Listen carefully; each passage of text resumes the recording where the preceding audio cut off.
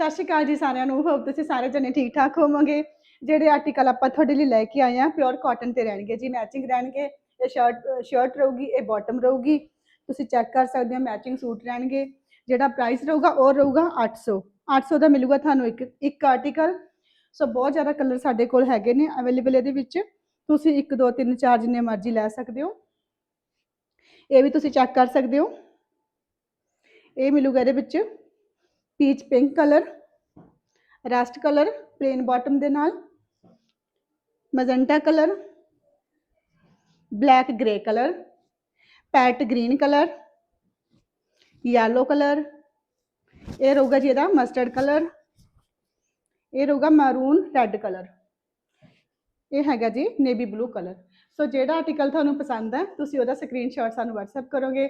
ਸਾਡਾ WhatsApp number ਹੈ 9501383533। ਸਾਡਾ ਹੋਰ ਕੋਈ ਨੰਬਰ ਨਹੀਂ ਹੈਗਾ, ਪਲੀਜ਼ ਨੋਟ ਕਰ ਲਿਆ ਕਰੋ। Thank you.